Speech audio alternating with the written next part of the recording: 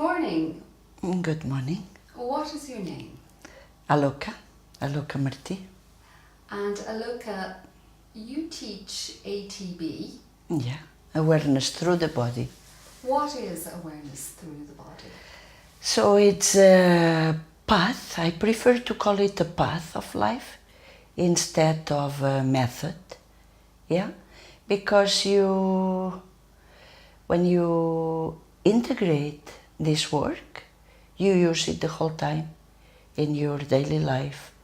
And the thing is just to be aware of what you are doing, of what you are feeling, of what you are sensing, of what you are thinking, and the connection, aware of the connection that you have with yourself. How did you, because you developed Yeah. awareness through the body, Yeah. how did that all start? Oh, that's a long story. It started in the schools of Auroville in India, in South India. Some teachers in the school, they ask Joan, who is the person who with me developed the program, they ask him to correct the position of the kids in the school, because the teachers saw that the kids were sitting in not a very good position. Joan asked me to help him because I had been teaching for many years. I had been teaching dance with adults and with kids before that. So I was used to teach, and he said, "Can you help me?" Okay, I can help you. So we went there, and then we started seeing that what is the use of correcting a posture?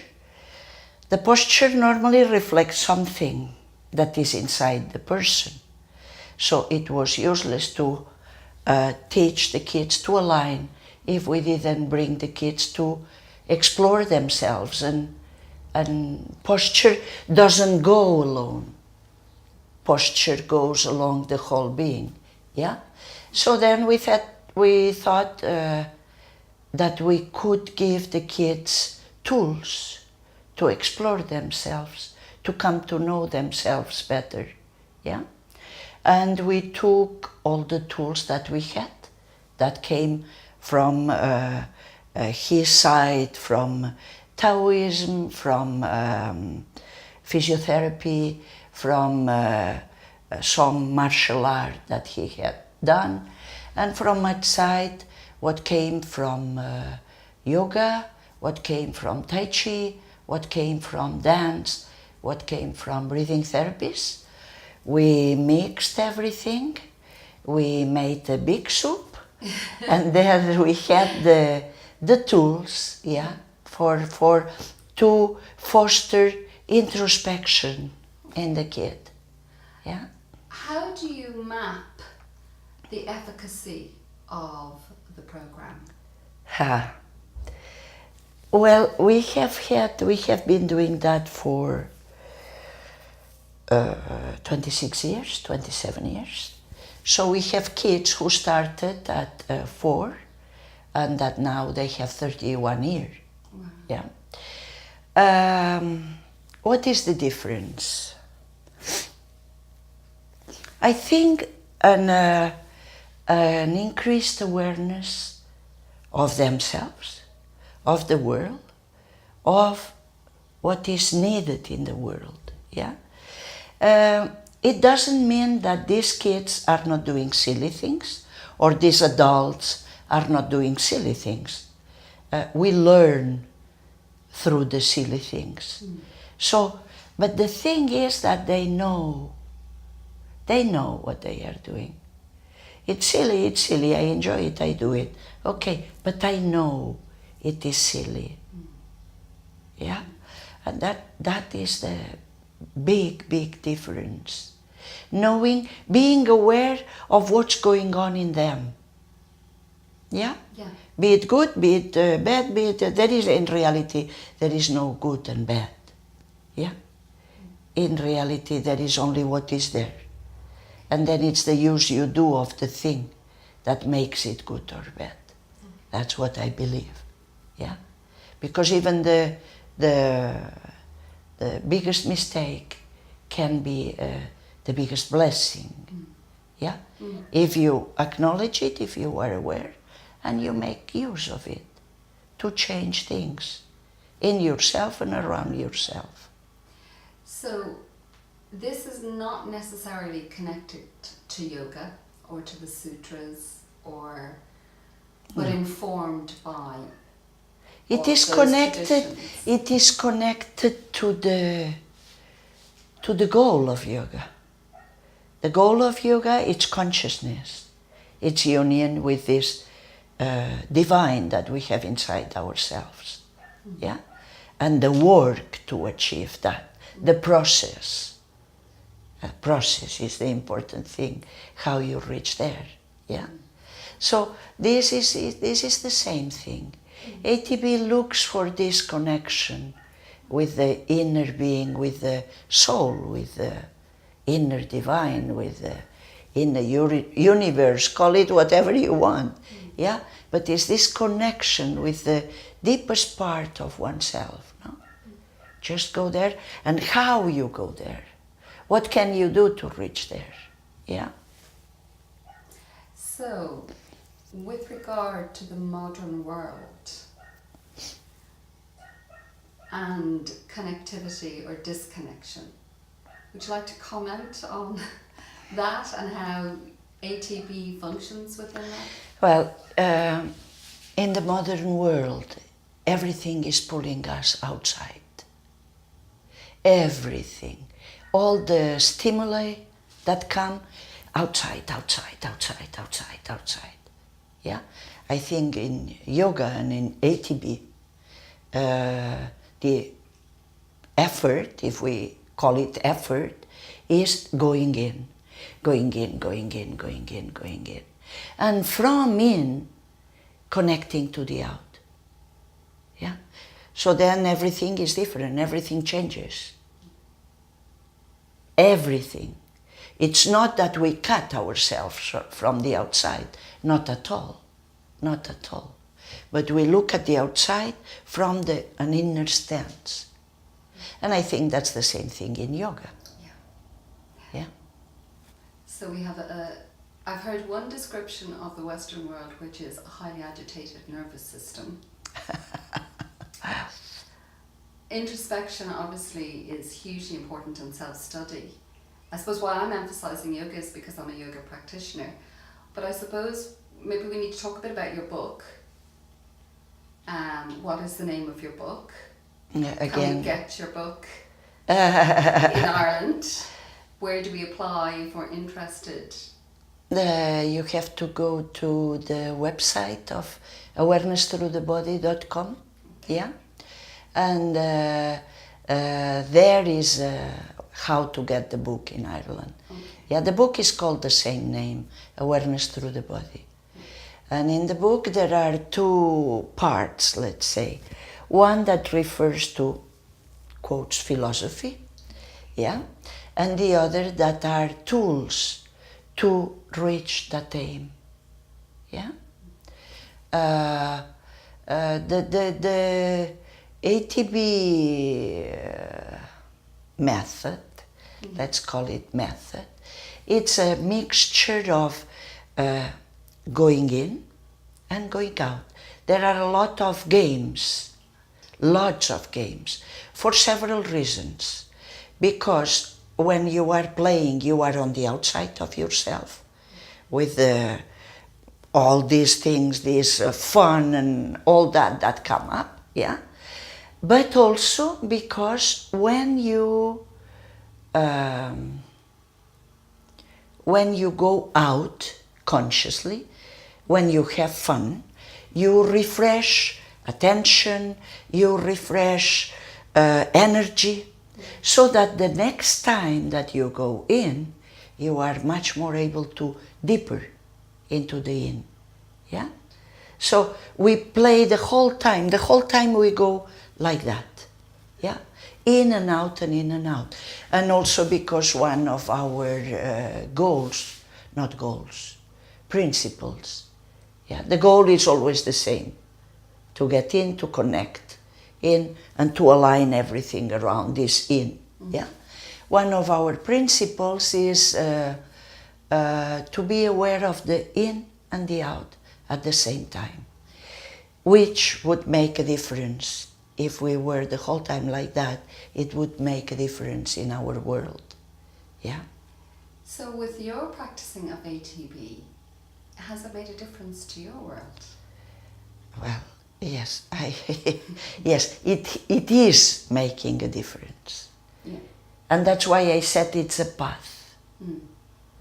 And it's not a method, even though just now I mentioned method. Yeah? But that's for the external part of ATB. Yes, it makes a difference. It makes a difference. This fact that I am trying without trying, because trying it entails an effort. Yeah? But I do open myself to be as much aware as possible of what's going on in me. And that has no end. Yeah. That's an everyday work. I'm very interested in the aspect of external awareness and internal awareness at the same time, because within yoga practice the gaze tends to be inwards for most of the practice. So it's very interesting. We lose it quite often when we go out into the world and we get in our car and suddenly somebody annoys us and passes us out, whatever, you know. So I am interested in that balance. You teach in Pondicherry. Where are you teaching? In Oroville. In Oroville, and that's the ashrams? I was living in the ashram for many years. I was living in the ashram for 17 years. Then I went to Catalonia again for 3 years, and then I came in 1991 back to Oroville. So that's a long time. But it's a closed community? It is the same principle. Okay. And if I could define it, I would define it in circles. Yeah, the ashram is the core, where this aspiration to change our world started, yeah? With Sri Aurobindo and Mother, yeah? And you are quite protected from the world in the ashram, yeah? Then Oroville, you call it an interface in modern language, between the world and the ashram, and the core, let's call it, not the ashram, because it goes further, yeah? With the core, with the philosophy, with the teaching, yeah? And Oroville, we are very lucky, because we are in our own world, but we'll have a lot of contact between the world and our own world, yeah? And right now I am teaching in Oroville and in the world, because I come here, yeah? And do you teach anywhere else in Europe? Yes, in France and in Catalonia, in Barcelona, in Toulouse. And are you training teachers in ATB, or is it just particular to you? No, we do train. Okay. We do train because it's very much looked after from the education point. Yeah, because one of the problems in education is this dispersion that there is. The kids they have difficulty in two things, which is what ATV offers, in concentrating and in relaxing. Right. Yeah. So then people bring yoga in the schools, bring mindfulness in the schools, and the ones who know about ATB want to bring ATB in the schools. Yeah? And so we need help. We cannot go around Joanne and myself. Yeah? We do need help. And so how long is the training course for ATB? Well, we go by cycles. Yeah, we ask the people to do 2 full cycles of ATB. Yeah, and that might take many years or 2 years. Yeah, they go through the 2 cycles, and then they have to work because it's not enough. I mean, we do not want people copying and pasting. So we need that the people integrate this in themselves. And that is not done like that. So then it takes the time that it takes. Some people might go through the 2 cycles and work and have an affinity with it and get it. Yeah, get it. And then if they get it and they feel they are ready, as we live in India and we cannot follow the people outside, then we ask them to give us a workshop so that we sense, did they get it? And if they didn't get it, we can give them hints how to move about, to go deeper and deeper and make this ATB their own ATB. Yeah? That sounds amazing. Yeah. Yeah. So, I suppose anybody can have a peak experience, but has ATB brought on peak experiences? Now tell me, what do you mean by peak experience? I suppose what I mean is what's described to me, because I haven't had a peak experience. So something like that is described in the sutras, like peak experience of bliss or peak experience of enlightenment, if you like. That's very vague. Well, I can understand what you mean. Yeah. There are no peak experiences in ATB. Okay.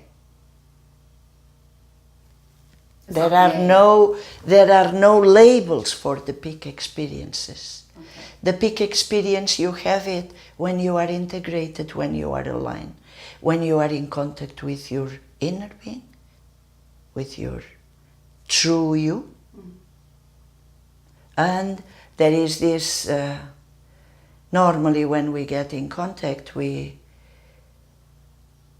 just feel open, at peace, in harmony with yourself and with the world, with the other ones. You feel joy. You are grateful to life for the joy you are feeling. And that you can have it any day, any moment. You might have it washing a dish, passing the vacuum. God knows. Yeah. I mean, I love that idea because quite often I think in the West we're chasing peak experiences, or we're chasing. Yes.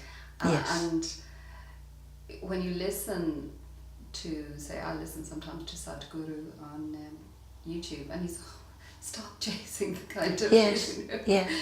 Yes. Yeah. So it's interesting that it's like, Yes. no. No. You just. You just are aware of what you do, when you do it, how it feels. Yeah? And just open. Not doing. Yeah. Not doing anything. Just being present, fully present.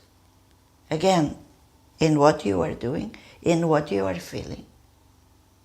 And it what this elicits in you.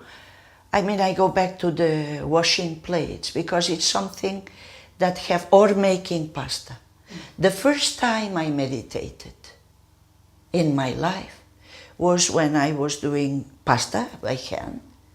And I was just fully there. I was not thinking of anything else. I was feeling how my hands were kneading that pasta, then how I was stretching it, how I was cutting it, you know. And I fell in love with this pasta. Yeah. Then I ate love that day, you know. And this brings to me an expansion of consciousness. Yeah. And this thing of not, I do not want anything. I am there having it. So there is no peak experience. It's the experience of life. Well, it's absorption, really, isn't it? There is that sense of being absorbed within a flow. Yes. And at the same time creating action. Yes. Yes. Yeah. Yes. So, and that's perhaps, you know. That's the non-doing of the Taoism. Oh, right, okay. Yeah. Okay. They say in the Tao, when you don't do, nothing remains undone. Right. Yeah. And it's this lack of wanting, no? And simply being. We tend to do, and we reach nowhere. Sometimes. And we're very busy. And we are very busy. And we are and yes, we reach plenty of things in the outside. And then when the time of death comes, I wonder, which is the question? What have I done? What do I have? What do I bring with me to my next incarnation? Yeah? I'm going to go back to ATB in that you developed it as part of educating children. Do you tweak anything when you're coming to an adult class? I think children and adults are the same. Ones are bigger, the others are smaller in size. Yeah? But I think they are the same. We are all persons. Yeah? What changes is that, for example, I couldn't do what I have been doing this weekend, 4 days of 7 hours a day, going in and out and sensing and exploring, and that's not possible. That's the difference. Okay. Yeah, I can bring a child into 45 minutes of that, with more maybe games than the rest at the beginning, so that through games they learn about themselves. Yeah, but then when they grow, for example, our kids in Oroville, we begin in the kindergarten. In the kindergarten, the small ones, 4 or 5, they have half an hour of they call it, how they call it?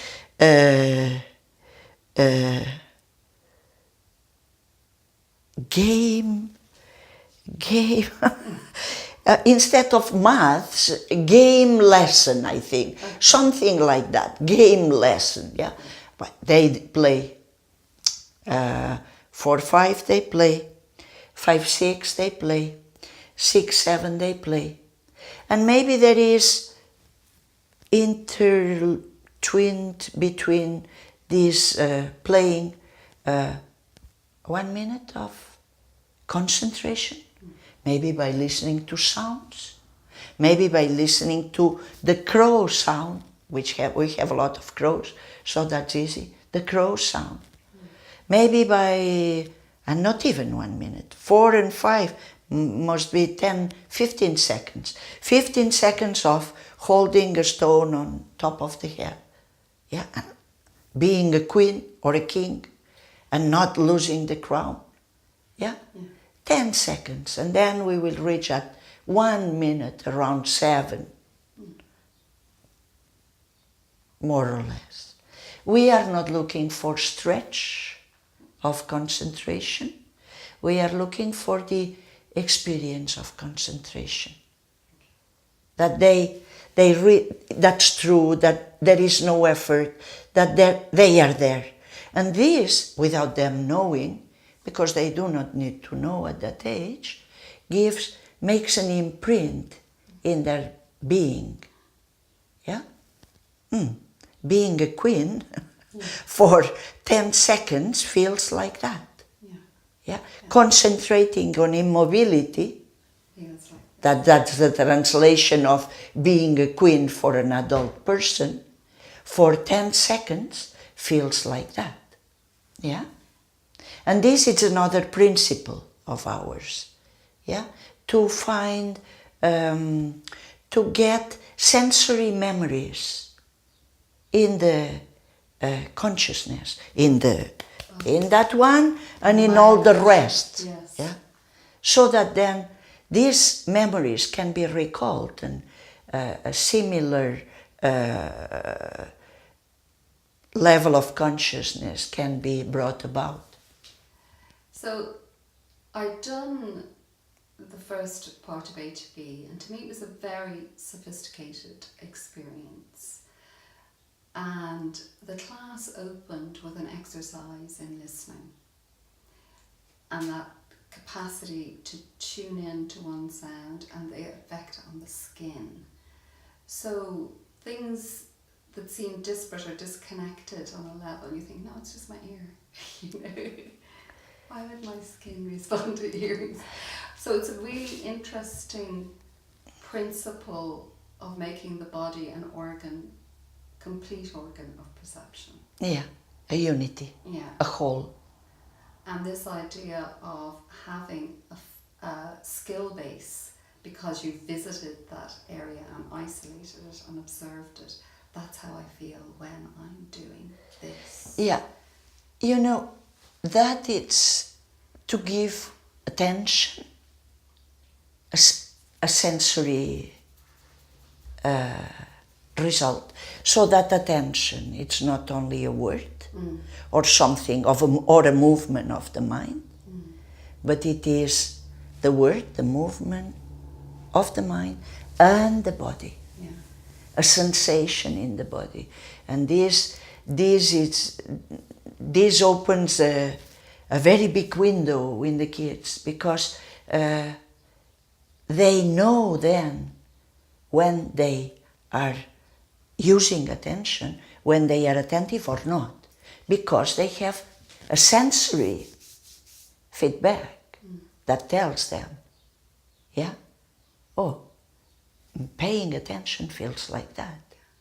So right now I am not feeling that, so then it means that I'm not paying attention. Yeah. It's amazing because I know when we practice yoga, this is the purpose of the asana. You know, that how you feel tonally, and then the mind moving over that experience. But we don't always practice that in the asana, you know. So what I found fascinating with ATB is that you break it down into, the way I would describe it, as pixels. You know, that you are constructing the picture, but because you are focusing on from gross physical to very subtle physical, it really magnifies the inner experience of the heart, but also the vagaries of the mind. You know, so it's a very interesting program that you've put together. So in a nutshell, because we probably will be chopping this video up into sound bites,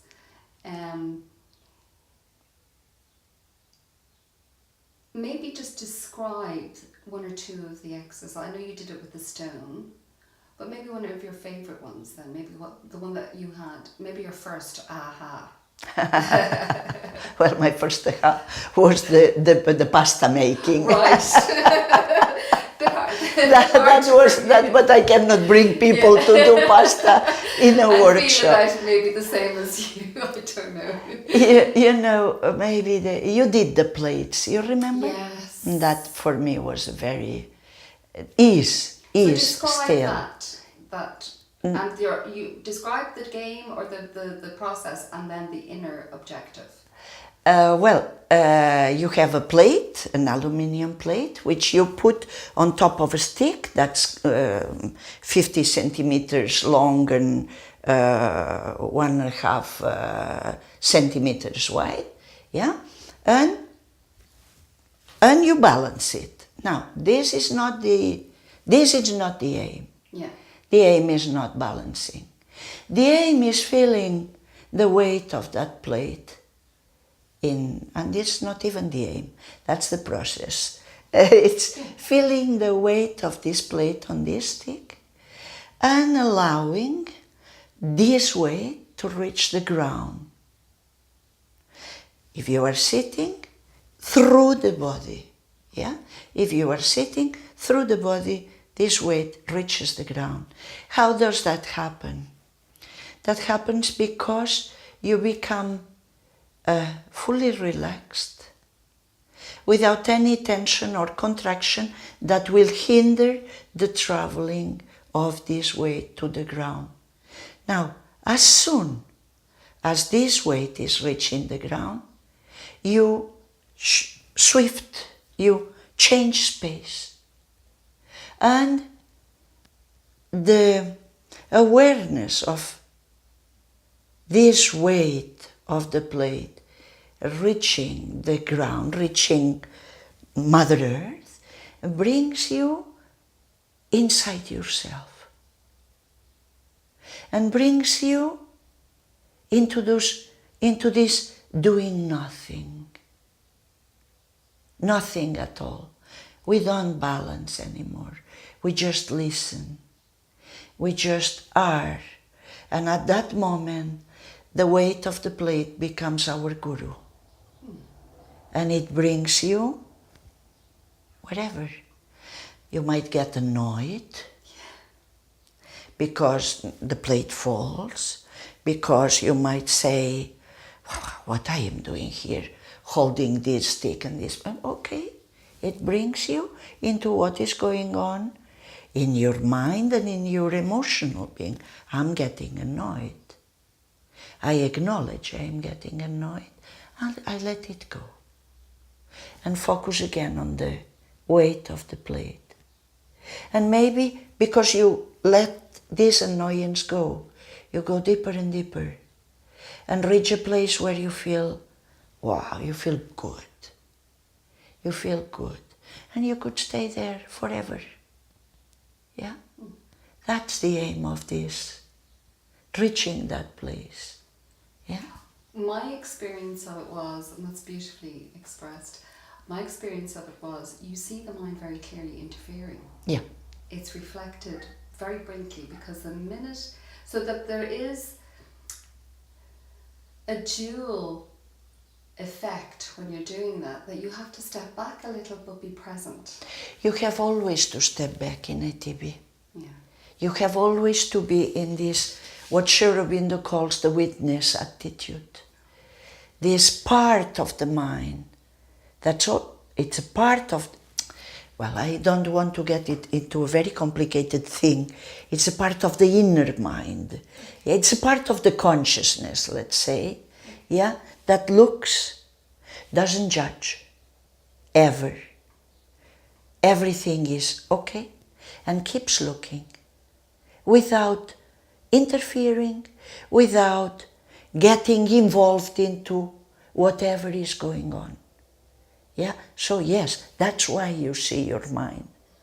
You see not only your mind, you see also your emotions, annoyance, yeah? Irritation, yeah? Because I talked about this exploration because it's the one maybe that I love them all, but this has this capacity to bring me there, yeah? But this is not the first time that you do it. You need to go again and again, and that's the problem, yeah? In a way, for the people who want to then be able to pass ATB. They have to visit it several times. Because right now it is, 20 and 5 years that I am doing plates. And now they make sense for me. Yeah? First, when we started, we saw the power of the tool in entering relaxation, in entering presence. Yeah? But now now it's like licorice, licorice, the stick? Yeah. Yeah? That, well, at the beginning you taste a little bit, but It's a bit like that. And then when you chew it and you have a room in your stick, and you get the whole juice, the more you chew it, the more juice you get. Right. Yeah. But yes, it is this, it's not the play, it's the witness attitude that brings this clarity into yourself. Because we might be using plates, or we might be using sticks, or we might be playing games, or we might do a sensory exercise with a balloon, or the aim is always the same. The aim is always to reach, to get into this witness attitude that will allow you to see what you are thinking, what you are feeling, what you are experiencing, how is the energy, and how is the connection.